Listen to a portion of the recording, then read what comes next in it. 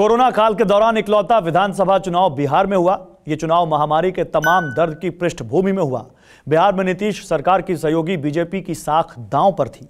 इसमें कोई शक नहीं था कि राज्य में जेडीयू के खिलाफ लोगों में आक्रोश था। इस आक्रोश के कई कारण थे और इसका सीधा फायदा महागठबंधन को मिलता दिख रहा था। ऐसे में चुनाव प्रचार में प्रधानमंत्री मोदी उतरे। 3 दिन चुनाव प्रचार किया। दूसरे दिन की रैलियों के बाद बिहार का मिजाज बदला और मोदी मैजिक काम कर गया। यानी एक बार फिर नरेंद्र मोदी ने दिखाया कि उनके भीतर सियासत की उल्टी बयार को बदलने का मादा कायम है।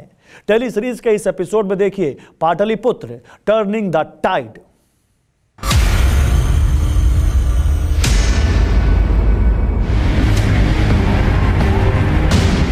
यकीन मानिए, मौका दीजिए, अगले 5 साल में बिहार के हर घर में नल का पानी पहुंचा देंगे।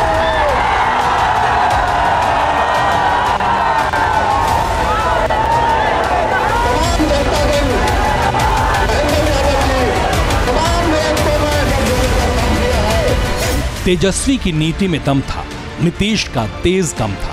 2020 में बिहार विधानसभा चुनाव के नतीजे आने से पहले लगभग हर पॉलिटिकल पंडित का यही मानना था। हिंदी हार्टलैंड में 31 साल के तेजस्वी यादव बिहार के अगले मुख्यमंत्री माने जा रहे थे। नीतीश कुमार जी थक चुके हैं, बिहार नहीं संभाल पाए। ये हमेशा हर एक इशू से भागने का काम नीतीश कुमार कर रहे हैं। 10 नवंबर को चुनाव नतीजे आए। गजब का उलटफेर हो गया। कांटे की लड़ाई में एनडीए ने मेजॉरिटी पाली और नीतीश कुमार एक बार फिर बिहार के चीफ मिनिस्टर बने। नीतीश ने घोर एंटी इनकम्बेंसी में कुर्सी कैसे बचा ली? महागठबंधन के पक्के जातीय गणित में किसने सेंध लगा दी? वो कौन था जिसने एनडीए की कंफर्म हार को जीत में बदल दिया? इन सारे सवालों का जवाब है नरेंद्र मोदी। मिथिला भूमि के नमन करे थी। डबल युवराजों को सिरे से नकार दिया है।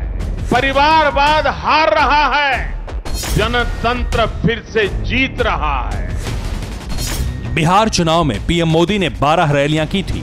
इन 12 रैलियों के जरिए मोदी ने 109 विधानसभा सीटों को कवर किया था, जिनमें से 66 में बीजेपी गठबंधन को जीत मिली। मोदी का स्ट्राइक रेट 61% रहा। राहुल गांधी के स्ट्राइक रेट से 2.5 गुना ज्यादा। अब आपको ये बताते हैं, आखिर मोदी ने बिहार चुनाव को कैसे पलटा।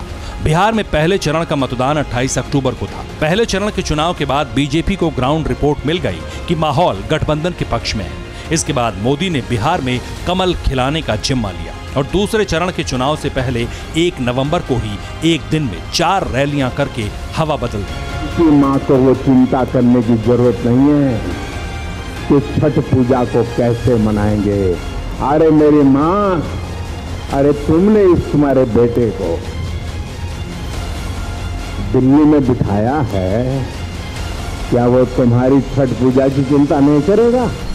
लालू प्रसाद यादव के शासन को बीजेपी जंगल राज पहले भी कहती रही है, लेकिन इस बार मोदी ने तेजस्वी को जंगल राज का युवराज कहा। मोदी ने बिहारी वोटर्स को लालू सरकार के घोटाले याद दिलाए। मोदी का ये दांव काम कर गया।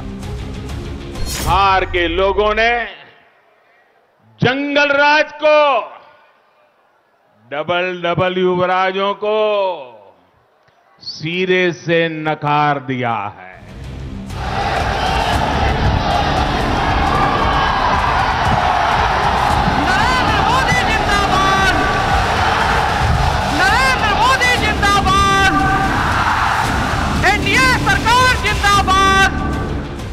मोदी ने अपनी रैलियों में तेज प्रताप और तेजस्वी के डबल युवराज के मुकाबले डबल इंजन का नारा दिया। तेजस्वी स्थानीय मुद्दों के दम पर नीतीश सरकार को घेरते रहे।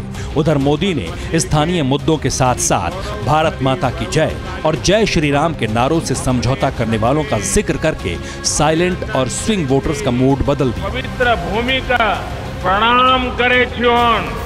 कांग्रेस, आरजेडी और लेफ्ट देखते रह गए और मोदी उनके सामने से मैदान मार ले गए। तेजस्वी यादव का सबसे कम उम्र का सीएम बनने का सपना टूट गया। एंटी बीजेपी खेमे की उम्मीदों का स्तंभ मटिया मेट हो गया। नरेंद्र मोदी ने बिहार चुनाव की बाजी पलटकर साबित कर दिया कि मौजूदा दौर में उनसे बड़ा राजनेता दूर दूर तक नहीं। नरेंद्र मोदी 24/7 पॉलिटिशियन है। वो पार्ट टाइम पॉलिटिशियन नहीं है कि चुनाव आया तो काम करेंगे और उसके बाद फिर घर बैठ जाएंगे। वो वैसे छात्रों में नहीं है जो इम्तिहान के समय पढ़ते हैं। बिहार में मिली जीत का जश्न बीजेपी ने पूरे देश में मनाया, क्योंकि बिहार हारने का मतलब बीजेपी को पता था। भगवा ब्रिगेड ये जीत सेलिब्रेट कर रही थी, वहीं इस जीत का नायक बंगाल की तरफ देख रहा था। कभी न थकने वाले नरेंद्र का यही चुनावी चरित्र उन्हें अनमैचेबल बनाता है।